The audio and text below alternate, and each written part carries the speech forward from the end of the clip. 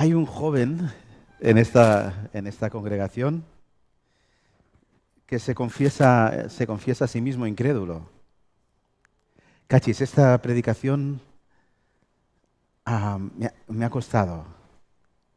He intentado hacer claro algunas cosas que son sutiles dentro del cristianismo. Y os quisiera pedir atención a ver si logro. Y luego también agradecería que me la critiquéis. A ver si se ha entendido. Tengo mucha carga sobre este tema, ya que esta vez podíamos escoger el texto. Este texto que ha escogido el Marc es un texto profundo y precioso. Muy alto para mí. Bien. Dicho esto, hay un joven en esta iglesia. Él se confiesa incrédulo. No obstante, él mismo ha afirmado en distintas ocasiones que a él le gustaría tener al Señor en su vida. Mi consejo siempre ha sido que debe buscar conocerle en su palabra, pero él afirma que ya lo ha hecho 1000 veces, lo ha buscado en su palabra, y que conoce bien la palabra de Dios. Y es verdad, yo puedo dar fe de ello. Pero la cosa es que él sigue inconverso. De hecho, no sé, la escuelita. Tú vas a la escuelita y hay niños conversos y hay niños inconversos. Pero si les preguntas, todos quieren ser verdaderos cristianos. A este joven inconverso le vamos a llamar Señor 1. Existe, ¿eh? Pero lo vamos a mantener ahí en el anonimato. No es uno solo. De hecho, conozco a varios que están en esta tesitura. Un caso distinto sería el Señor 2. ¿De acuerdo? Este es alguien con quien hablé la semana pasada. Un hombre de unos 45 años. Este se nos acerca y nos dice, yo soy de la cofradía de tal. Digo, ay, mare de Dios. Sí, dice, hace más de 14 años que yo soy de los que tiran. ¿Los que tiran? ¿Y qué tiras? Yo tiro del santo. Y me rompo la espalda para tirar del santo. Mira, te voy a mostrar una foto y me enseña una foto donde está tirando como si fuera un mulo de un carro enorme donde hay una figura de madera encima. Dice, o sea, yo soy buen cristiano. Yo creo que como que quería identificarse conmigo porque él sabía que yo soy pastor y como pobrecito y buscaba como tener, como que somos, ¿no? Lacayos, ¿no? Dice, yo soy buen cristiano. Soy buen cristiano, pero no voy a la iglesia. Mis hijos han sido bautizados en la iglesia. Han hecho la catequesis, han hecho la confirmación. Somos buenos cristianos. Mi mujer dijo que que no se casaría conmigo si no fuera por la iglesia. Yo no quería, pero al final... Pero somos buenos cristianos, pero no vamos a la iglesia. Pero somos buena gente. Somos del lado de los buenos. El año que murió mi padre, yo tiré del carro, pero descalzo. Eso, dice, yo tiré del carro y tiré descalzo del carro porque murió mi padre. Además, siempre que me pasa algo malo, o sea, no voy a la iglesia, pero si pasa algo malo voy. O si necesito algo, también voy. Y nos quedamos pensando con Ana y digo, este parece buscar a Dios realmente. Tiene interés por las cosas de Dios. Aunque está buscando en un lugar erróneo. Pero hay una inquietud. Como la del Señor 1, el Señor 2 también tiene una inquietud. En tercer lugar, os voy a hablar del Señor 3. Este es un conocido de Barcelona. Este, aparentemente cristiano, él tenía una vida media contradictoria, ¿no? Él decía ser cristiano, familia cristiana, pero no tenía una relación... O sea, su vida real no tenía mucha relación con lo que era ser un cristiano. Era más bien lo opuesto. Podríamos llamarle el príncipe de los no cristianos, ¿no? A juzgar por su testimonio, por su vida, ¿no? Había una contradicción. luego resultó no tener al Señor en aquellos momentos, pero de alguna forma como que le buscaba y estaba alrededor de las cosas del Señor y se creía a sí mismo cristiano. Pero la palabra o la iglesia no le fue suficiente para conocer verdaderamente al Señor. Curioso. Alguien llegó a la ciudad de Barcelona. Alguien que llegó impresionando a muchos con sanaciones y con milagros. Y wow, dijo, oh, esto sí que es lo mío. Esto sí que es de verdad. Aquí hay milagros. Ahora él se considera a sí mismo un hacedor de milagros, eso sí, usando el nombre de Jesús para ello, como si fuera Jesús su fuente de todo su poder. Vaya tela. Él es el poderoso que hace milagros en el nombre de Jesús. Es sutil. Entonces, de alguna forma también este señor 3 buscó a Dios, pero no lo encontró.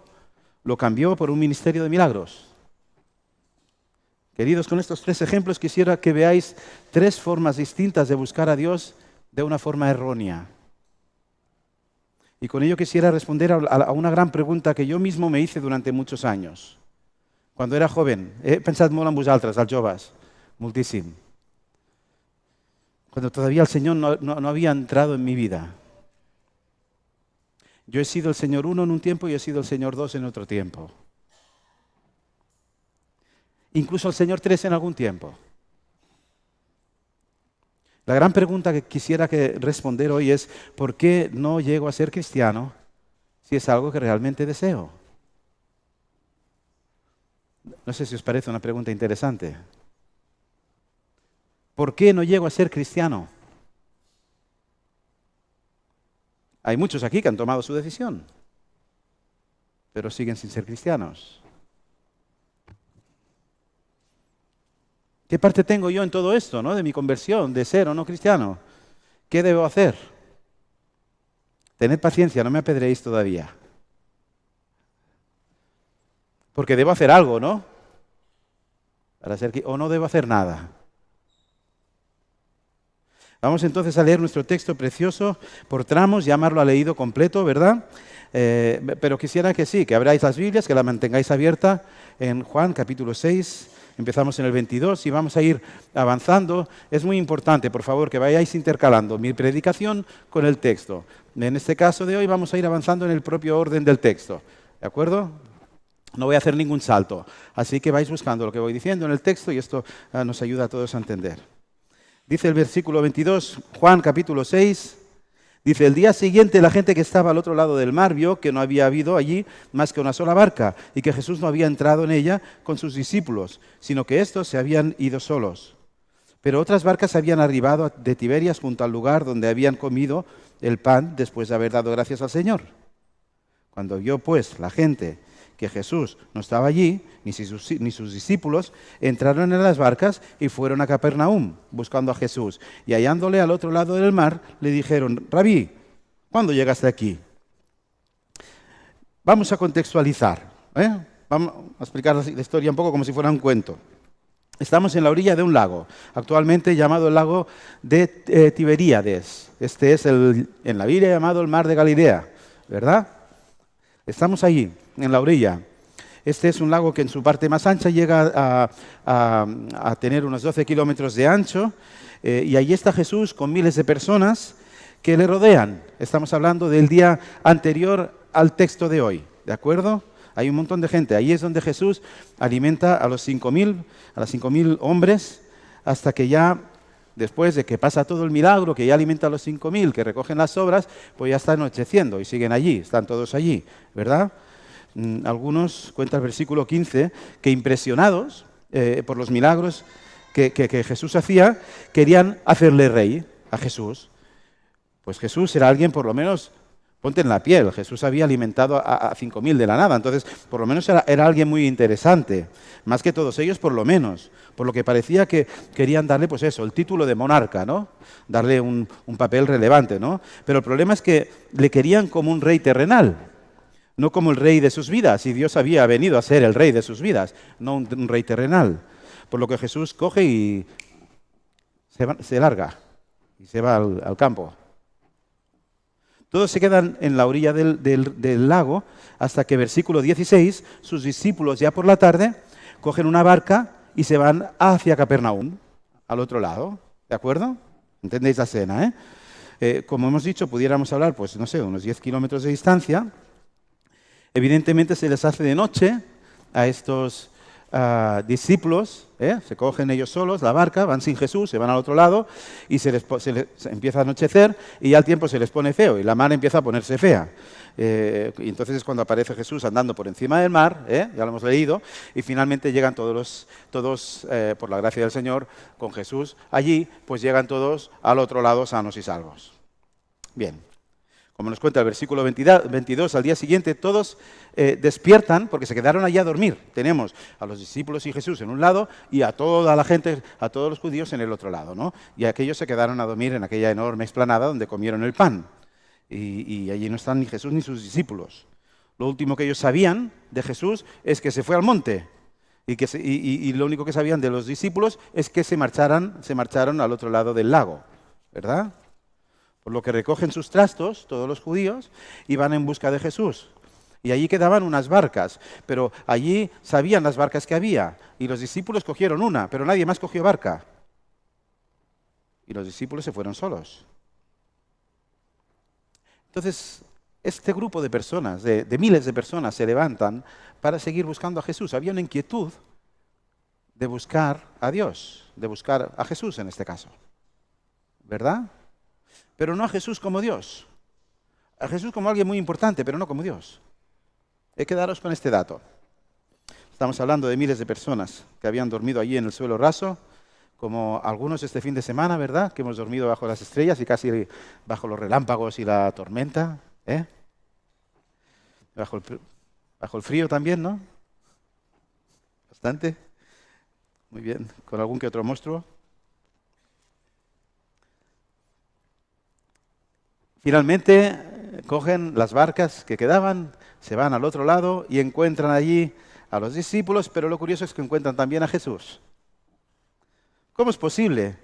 Si los apóstoles se fueron solos y Jesús se fue al monte, ¿cómo es posible que él usara alguna de las... Si no usó ninguna embarcación, ¿cómo es posible que estuviera en el otro lado del mar, de Galilea, ¿no? Entonces llega la respuesta de Jesús, que si eres capaz de meditar en ella te vas a dar cuenta que es una respuesta mucho más elevada, infinitamente más elevada de lo que aquellos ignorantes esperaban recibir, ¿no? Ellos esperaban recibir una respuesta, pues no sé, estuve haciendo autostop y me paró un pedazo de coche con tracción a las 4 patas que me llevó rodeando el lago y me llevó al otro lado, no sé. Supongo que esperarían una explicación de este tipo.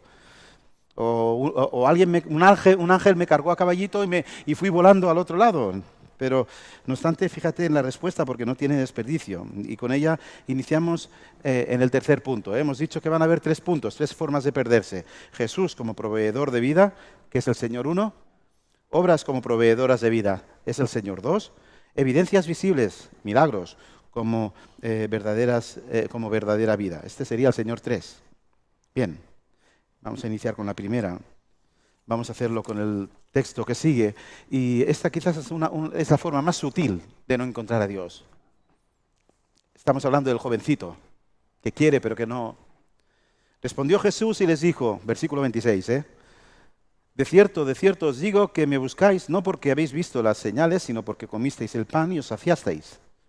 Trabajad no por la comida que perece, sino por la comida que a vida eterna permanece, la cual el Hijo del Hombre os dará, porque a este señaló Dios el Padre. Bien, estos judíos estaban alucinados con Jesús, tan fascinados con las cosas que Jesús hacía, pero no tanto con la persona de Jesús, ¿verdad? Lo que de Jesús les apasionaba eran pues sus milagros y en este caso su provisión. Al final estaban muertos de hambre y todos sabemos que cuando el estómago tira, ¿no? Jesús era como la gallina de los huevos de oro. Pues si cuando no había que comer, Él era capaz de alimentar a esos 5.000, que eran mucho más que 5.000, pues este hombre tenía que ser muy útil. El pueblo estaba interesado en Jesús porque había recibido de sus bendiciones materiales. ¿Qué más importante que el pan o los peces, ¿no? Dos alimentos tan básicos. En estos días hemos escuchado hablar de Sheila, ¿no? A Sheila, perdón, sobre cómo en Honduras reina el evangelio de la prosperidad, ¿verdad? Ella nos ha hablado en varios cultos de oración de este tema. Miles de personas que entregan lo que tienen e incluso a sí mismas para obtener más aún, como si de una inversión en bolsa se tratara, ¿no?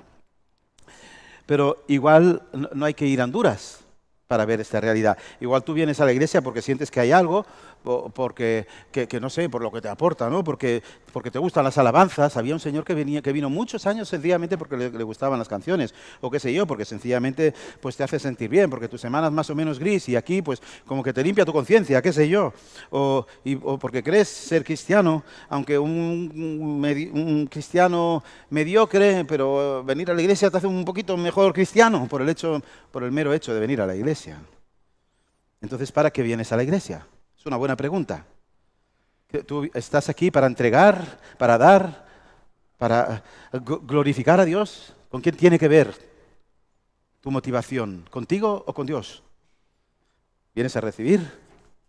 Debes saber que si principalmente vienes a darte a ti mismo en alabanza y adoración, o sea, si tu objetivo no eres tanto tú, es Dios, entonces es porque tú das de lo que previamente recibiste.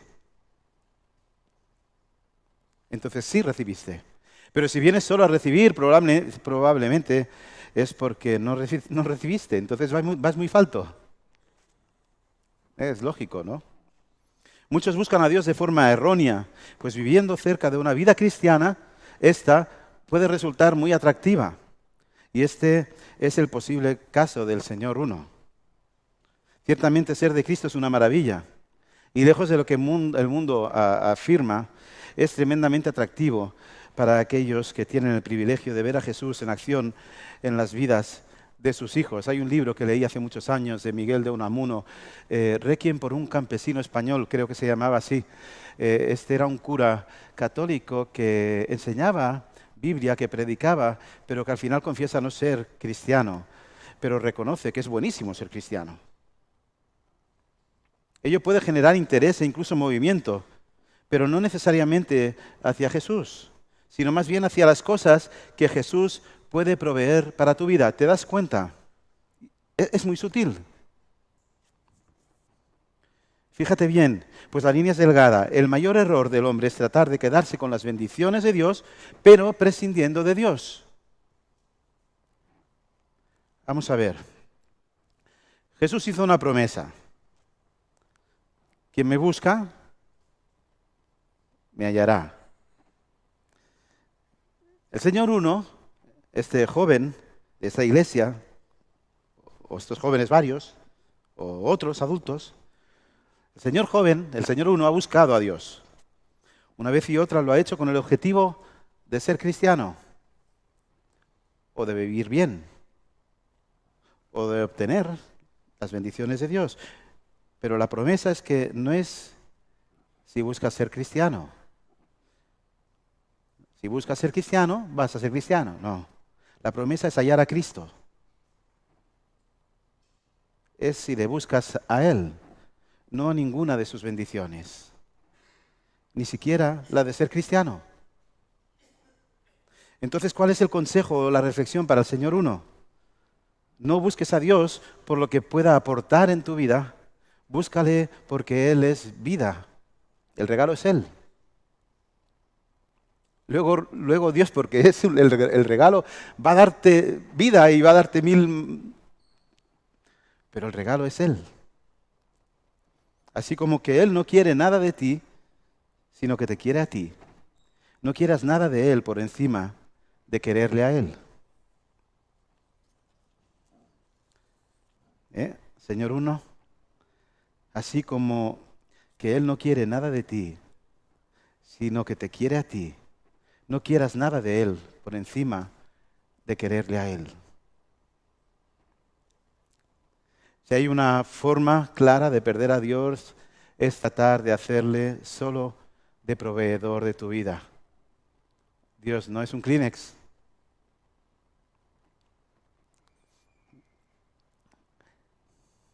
Jo t'estimo molt, carinyo, perquè, escolta, els calçotets me'ls deixes blancs. Un poco raro esto, ¿no? Mi mujer, Ana, claro, se me está riendo, porque dice, bueno, que esto es una forma de querer un poco extraña, ¿no? ¿Qué tipo de amor es este que tengo hacia mi esposa? ¿No es más bien el amor hacia mí mismo que llega al punto de simular amor para obtener lo que este corazón egoísta necesita? De cierto os digo que me buscáis no porque habéis visto las señales, sino porque comisteis del pan. O porque os caen bien los hermanos de la iglesia. O porque os agradan los valores cristianos, o por la paella del Emili, tan buena, una vez al mes. O por las relaciones sanas, o por una buena vida. O qué sé yo. Y eso os sació temporalmente. Y claro, y quieres más paella, ¿no? El pan sació la necesidad básica del momento, tenían hambre, pero el hambre regresa y ahora queréis más de mí, pero no me queréis a mí. Vaya tela, vaya tela. Y llegado a este punto es como que Jesús, en su gran misericordia y en positivo, les da el gran libro de ruta. Yo aquí ya os hagués facturat, pero bueno, Jesús es Jesús y es una maravilla. Dice, trabajad no por la comida que perece, sino por la comida que a vida eterna permanece, la cual el Hijo del Hombre os dará. Y con ello llegamos al segundo punto, el Señor 2. Este es el que tiraba del carro con la figurita de madera. Obras como proveedoras de vida. Este es el segundo punto. Es buenísimo. Ellos todo el rato están en un plano totalmente terrenal y material. Lo vemos en el texto. Luego lo puedes meditar en tu casa. Pero Jesús les está proponiendo el cielo y la vida eterna. Ahora es como que les quiere llevar a que alcancen a que levanten sus miradas, ¿no? No solo de pan vivir al hombre, chicos. Es como que les dice, mirad hacia arriba ya, deja de mirarte al Malik, ¿no? Deja de estar centrado en ti mismo. Levanta tu mirada que hay mucho más. No te quedes con el pan, quédate con el panadero. Yo soy el pan verdadero. O sea, el único que tiene sentido, yo soy, está diciendo. Cómeme, ¿no? Es que lo vamos a hacer. El Señor es que es muy gráfico. Tómame a mí. Es como que te coge la barbilla y te tira para arriba. Hombre, mírame. Enamórate de mí. Mírame, clava tus ojos en mí. Yo soy el único digno de que me mires a mí y que me des toda la gloria. Porque es verdad. Pero estos ignorantes ciegos siguen en su terco posicionamiento, preocupándose tanto de satisfacer sus estómagos en base a sus propios esfuerzos, que la respuesta es ridícula. Es ridícula. Entonces dijeron, ¿qué debemos hacer para poner en práctica las obras de Dios? Y tú dices, pero por favor. O sea, es como que dicen, vale, lo hemos pillado, Jesús. Lo hemos entendido. No se trata de usurpar de tus bendiciones. Ya no te pedimos más pan. Es algo que debemos lograr por nuestros esfuerzos. Y Jesús dice, que no, hombre, que no. ¿Cómo que no? Nos has dicho que trabajemos por la comida que no perece. ¿Vamos a hacer conservas o duran más? Pues nada, a tirar del carro. Descalzo, si hace falta. Hay que hacer cosas para salvarnos. Vamos a bautizarnos y vamos a hacer la comunión y la confirmación y el entierro y el posentierro y el purgatorio y no, Jesús dice, no, es que no es eso, no va por ahí. Entonces, ¿qué debemos hacer? ¿Cuál es nuestra parte? Y yo aquí puedo imaginarme ya la venita de Jesús aquí, bombeando sangre. No es bíblico, es mi imaginación. Bien, piensa que tiene que ver esto contigo, ¿no? ¿Cómo lo ves esto? Igual no está tan lejos, Tan lejos. ¿Acaso no es cierto que lejos de buscar a Cristo en las Escrituras, te has acercado hacia ellas para ver qué dicen de ti? ¿O qué dicen para ti? en primer lugar? ¿No es igual de usurero abrir la Biblia teniendo como principal objetivo a ti mismo, cuando la realidad es que la Biblia, aunque habla de ti, no va principalmente de ti? ¿No es cierto que hemos caído en el error de buscar la salvación leyendo la Biblia como si fuera una actividad, como si de una pócima mágica, fantástica se tratara, cuando el que salva es aquel de quien habla la Biblia?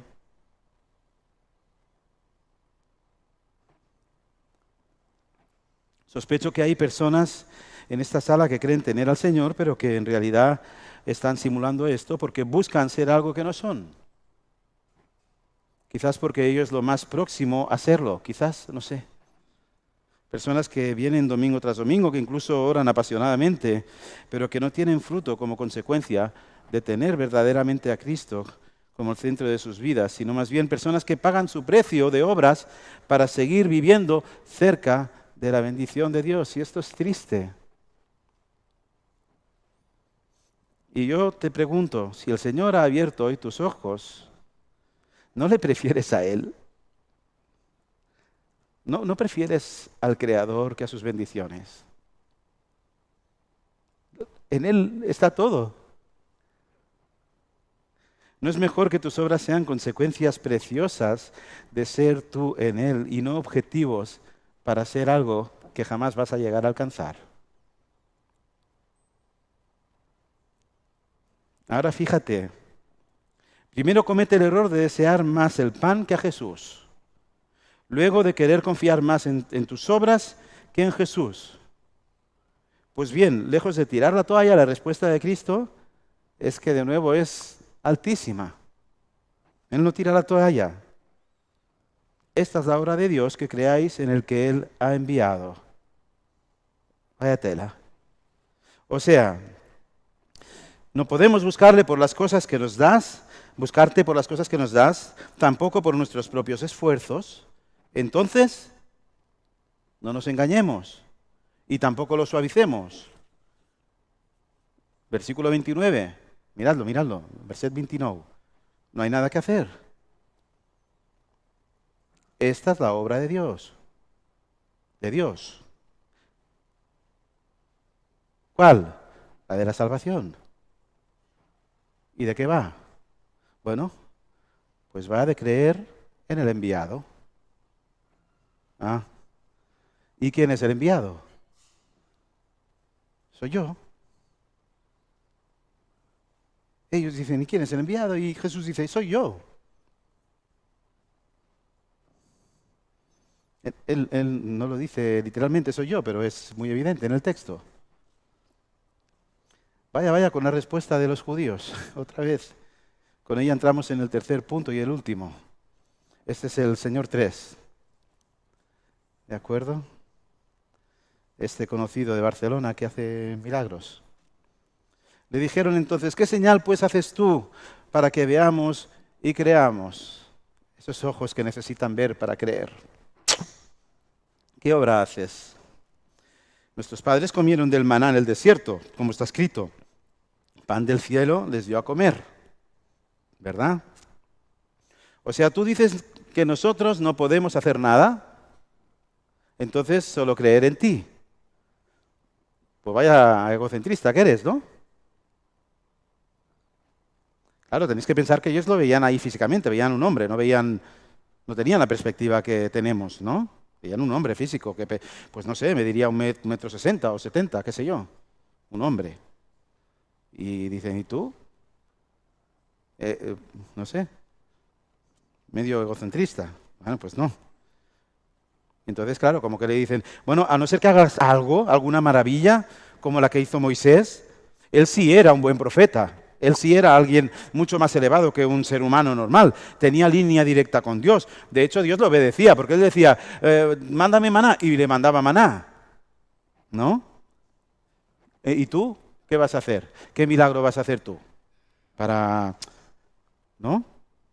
Yo si hubiera sido Jesús, les hubiera dicho, a ver, petardo, ¿acaso no habéis visto las sanaciones de la mujer samaritana hace 3 días? ¿O del hijo del rey, el paralítico? ¿No visteis ayer que con 5 panes y 2 pescados comimos más de 5.000?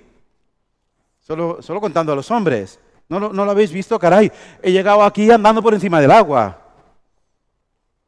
¿No? ¿Ya más claro? Pero claro, aquello no es suficiente. Y no puedo dejar de recordar Romanos 3:10 cuando Pablo nos aclara tajantemente el problema, ¿no? No hay justo ni aun uno, no hay quien entienda, no hay quien busque a Dios. Estuvimos hablando hoy en el curso de membresía de esto, ¿verdad? No hay ojos. Entonces, ¿cómo aplicamos este tercer punto? Es una realidad.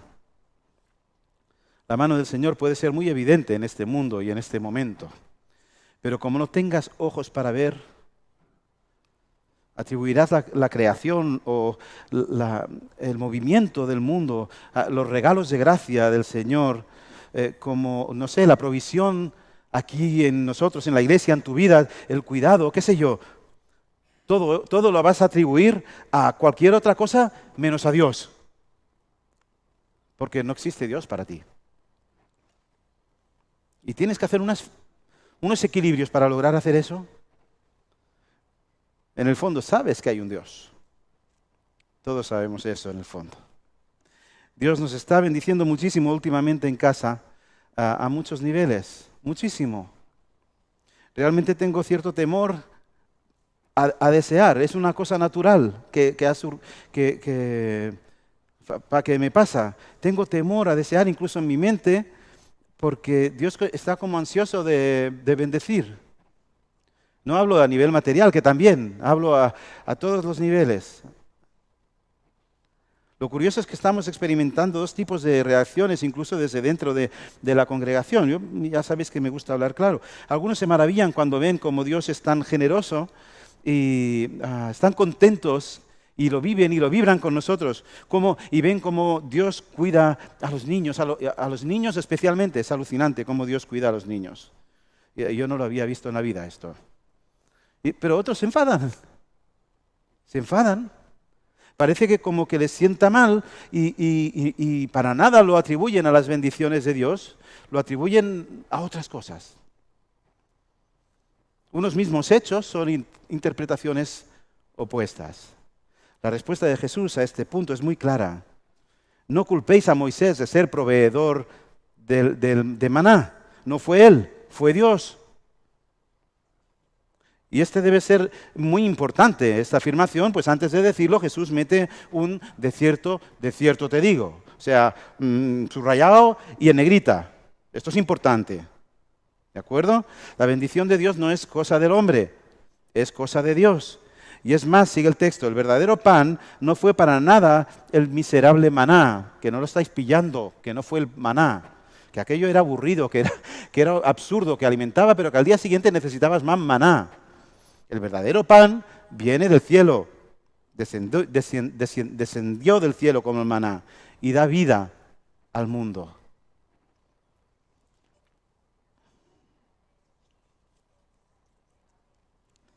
Vamos a ver, hay un don de lenguas por ahí. Unos empeñados en no ver y Jesús con un amor tremendo tratando de explicar para que vean. ¿Sí? Unos empeñados en no ver y Jesús con un amor tremendo, una paciencia, una misericordia tremenda tratando de explicar para que vean. ¿Qué quiere decir con esto de que Él es el verdadero pan que descendió del cielo y que da vida? Bueno, en todo momento estamos hablando sobre cómo ser salvos, ¿ok? Cómo ser o cómo no ser cristianos, ¿verdad? Estamos hablando de esto. Ahora Cristo nos deja claro que Dios, el Creador, Dios Padre, mandó a su Hijo, Dios Hijo, a hacerse hombre, a vivir entre nosotros. Este no es que fuera como un vendedor de entradas del concierto de la vida eterna. ¿De acuerdo? No, este es la misma vida. Él es el pan que necesitamos para vivir. Es imprescindible, es el único que es el pan, que es la vida, que es la puerta, que es la verdad. No hay otro. ¿Por qué? Bueno, es que es hasta lógico. Se puede entender intelectualmente. ¿Quién se limitó en un cuerpo humano? ¿Quién se metió ahí entre las 4 paredes de un cuerpo humano? ¿Quién vivió con nosotros en un mundo rodeado de oscuridad y pecado, una vida perfecta. ¿Quién lo hizo? Aquel que murió por amarnos y resucitó al tercer día. Ese lo hizo. Él solo pudo hacerlo. Tenía que ser Dios. Solo Él puede hacer esto. Porque solo Él es vida. Solo Él podía dar vida. Al ser vida, Él imparte vida. Da igual. Llámale pan, llámale puerta, llámale camino, verdad. Yo aquí lo que veo es a Jesús desesperado por ponerse nombres para que lo pillemos. Y estos no lo pillan. Al final tenemos que terminar como al principio. Cristo es el que es. Yo soy el que soy. Jehová, soy el que soy. Cristo es Dios, el principio y el final, alfa y omega. Afirma Romanos 1:25, porque cambiaron la verdad de Dios por la mentira y adoraron y sirvieron a la criatura en lugar del Creador, quien es bendito por los siglos de los siglos. Y yo te pregunto, si tú, frente a una evidencia tan clara de la realidad de Dios, si tú lo estás viendo, yo te pregunto, ¿por qué haces eso? ¿Por qué peleas contra Dios? ¿Por qué tratas de explicar a Dios de tantas formas, evitando atribuir a Dios lo que se merece, que es la gloria? ¿Por qué? ¿Por qué quedarte solo con las bendiciones de Dios? Usurero, ¿por qué? ¿Por qué quedarte con una falsa salvación por obras y vivir una vida falsa cerca del cristianismo? ¿Por qué? ¿Por qué quedarte con los milagros o solo con las evidencias que tus ojos pueden ver interpretadas por un intelecto pecaminoso? ¿Por qué?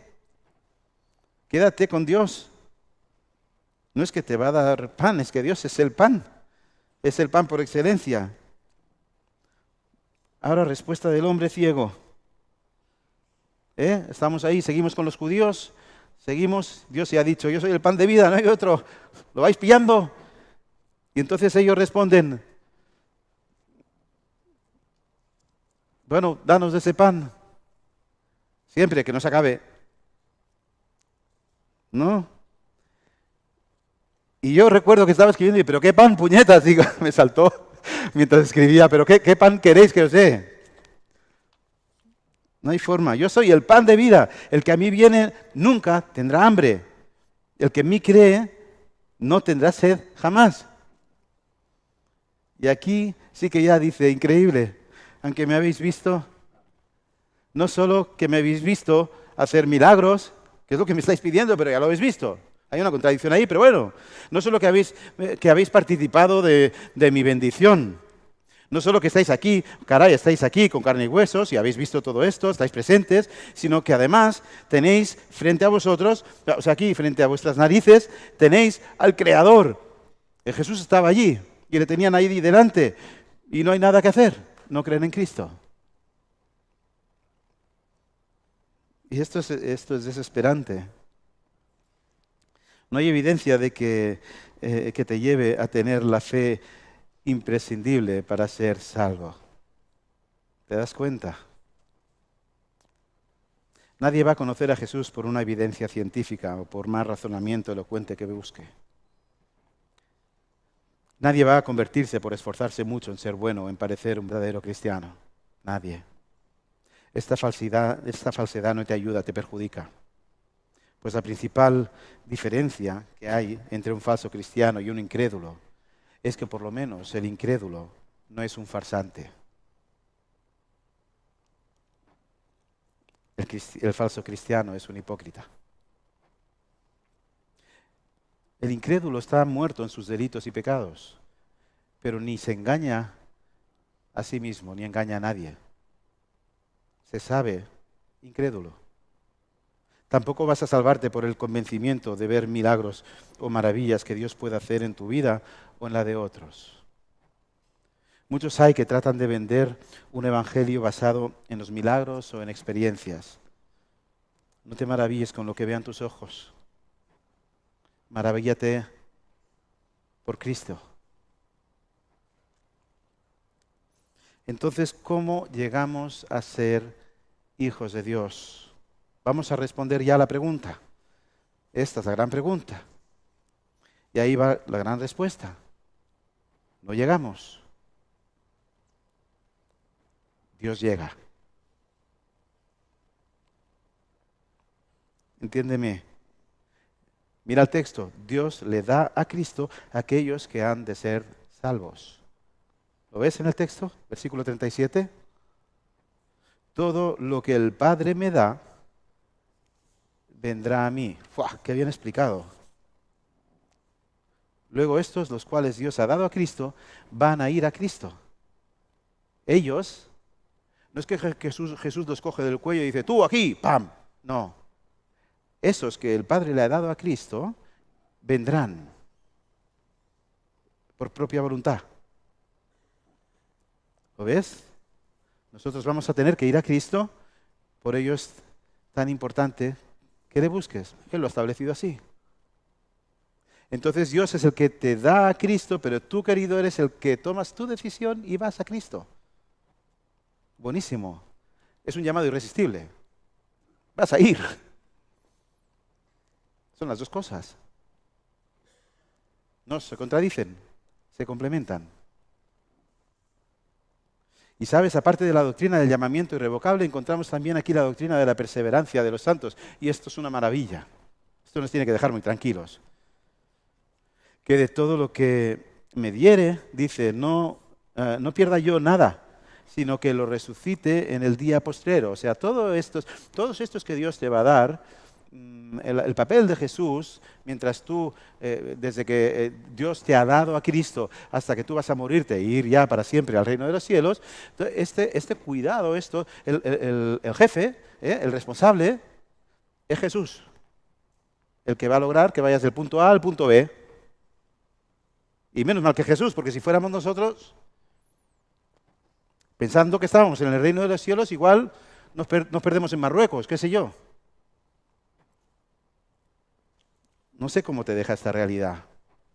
La conversión es de Dios, pero tú tienes el privilegio enorme de participar de ella bajo su soberanía, decidiendo seguirle y andando hacia Cristo, el pan de vida. Pero ahora, versículo 30, Cristo es el que se va a encargar de llevarte al fin a buen puerto, hasta el final, a la vida eterna. O sea, depende de Él que tu salvación perdure hasta el final. Pero, querido, tienes el enorme privilegio de participar también en ello. No tendrías por qué, pero Dios lo ha determinado así y esto es una maravilla. Pues tú eres quien va a vivir glorificándole cada vez más con lo que hagas en tu vida, en el contenido de lo que dure tu vida, 83 años de promedio, ¿no? Pues el contenido, eres tú el que vas a ir dando esos pasos de santidad cada vez mejor, cada vez más santos. ¿Entiendes? ¿Ves cómo se entrelaza su preciosa soberanía y tu preciosa participación? Y lejos de ofenderte, todo esto tiene que llenarte de gozo. Pues si tanto tu salvación como tu perseverancia dependen en último término de Dios, esto es garantía, absoluta garantía. ¿Y cómo funciona esto? Más prácticamente. He intentado explicarlo cuando Dios previamente te dio al único que es el pan de vida, este llegará a darte el precioso don de la fe, ¿verdad? El cual te va a capacitar para creer. O sea, tú te esfuerzas mucho en buscar a Dios, no en sacar las bendiciones que puedas del Señor, ni en usurparle, ni en ver milagros en tu vida, ni en hacer muchas cosas para conseguir a Dios. No, tú te acercas a la Biblia, vamos a ver de quién habla este libro. ¿No? Limpio. Es como si abrieras, no sé, como si fueras el primero que va a abrir el libro de Harry Potter. No sabes de qué va, no tienes ni idea. Como un niño vamos a ver qué cuenta este libro. Y tú vas leyendo y vas dándote cuenta de que habla de un Dios increíble. Entonces se cumplirá el versículo 40 cuando afirma que el que ve al Hijo, o sea, el que ve como quien verdaderamente es, al creer en Él, va a tener esa vida eterna. Y es entonces cuando Dios mismo va a resucitarte y va a regalarte esa vida preciosa en el reino de los cielos. Yo no sé cómo decirlo más claro. El objetivo es Cristo. Solamente en Cristo. Solo lo encontramos en Él, en la persona, en su obra. La canción esa, solamente en Cristo, solamente en Él, ¿no? ¿Cómo es? Yo la sé, ¿eh? La salvación se encuentra en Él. No hay otro nombre dado a los hombres, solamente en Cristo, solamente en Él. Espero haber sido claro. Era mi objetivo, porque hemos hablado de cosas que son afirmar claramente las tres formas en las que no vamos a encontrar a Cristo. Y la única que sí que nos abre las puertas del cielo es Él mismo. Especialmente, como he dicho, he pensado en los jóvenes. He pensado mucho en mi hijo primogénito también y en tantos demás incrédulos. Orientad vuestras miradas al autor de la vida, al que es pan de vida, al camino, al único que es luz, al único que es verdad. No a su obra, que su obra abra vuestro interés en Él, pero que acabéis buscándolo a Él. Entra en la presencia de Dios vacío como un niño, ingenuo si es necesario, sin ideas preconcebidas de un Dios hecho a medida, o sin lo que es aún peor, una negación de la existencia de Dios. Deja de pelearte contra Dios. Todo lo que Dios quiso decir de sí mismo está expresado y hasta nos lo ha dejado por escrito. Búscale a Él. No busques ni a nada ni a nadie más. Mientras nosotros, el resto, seguiremos orando cada miércoles por vosotros. Día tras día seguiremos orando para que también vosotros seáis aquellos que Dios Padre da a Dios Hijo. Y si hay dudas, si no estás seguro de dónde estás, si te sientes confundido con todo esto, si tienes alguna duda de esta predicación, si necesitas dirección, consejo, acércate. Todos me decís siempre que estoy muy ocupado y no es verdad. Mi mayor preocupación y la más preciosa es que me ocupéis vosotros. Acércate y habla conmigo. Si realmente no sabes cómo buscar a Cristo verdaderamente con la palabra, o yo o muchos otros podemos ayudarte. Toma tu decisión y decide buscar a Cristo. Ese es el principio. Sé valiente, ven y dilo. Andaremos juntos por el verdadero camino de la vida. Porque Él es el camino, Él es la verdad y Él es el único que es vida. Amén. Venga, vamos a orar. Padre, gracias por todos los que tú ya has tocado, Señor. Por todos los corazones ya cambiados.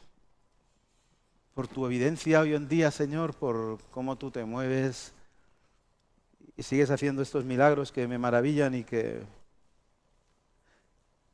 caray, Señor, tú sigues salvando tantas personas en el mundo y vamos escuchando testimonios y haces crecer tu obra. Esto es una maravilla. Hemos visto muchos regalos tuyos aquí en la iglesia, Señor. Hemos visto muchos regalos, Señor. Y hemos conocido de los tres señores de los que hemos hablado hoy, Señor. Varios de ellos. Y al final tú, Señor, sigues haciendo el milagro con muchos de ellos. Y esto lo hemos visto. Yo te agradezco esto. Yo lo he visto esto, Señor, que tú has hecho. Y no estamos en disposición de, bueno, ni mucho menos de exigirte, pero ni siquiera de pedirte, pero no tenemos otra, Señor. Queremos más, Señor, verdaderos hijos tuyos que te alaben y que te adoren. Y, Señor, gracias por este plan de salvación precioso en el que nos permites funcionar y en el que tú eres el único soberano. Es una maravilla cómo has hecho esto, Señor, difícil de entender, pero maravilloso. Una cosa no quita la otra, Señor. Lo que tú hagas es maravilloso, demasiado alto. Señor, gracias por a las personas que has llevado a los pies de Cristo, Que Cristo sea nuestro objetivo, que realmente nuestros ojos estén ahí clavados.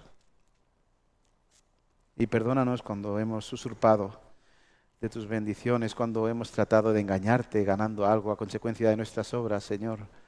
O cuando hemos creído solo cuando hemos visto, o cuando hemos querido creer, Perdónanos, Señor, yo no sé, yo creo que ninguno estamos exentos de esto, y yo no estoy exento de esto en la medida en la que sea. Te ruego que seas tú cambiando esto, Señor.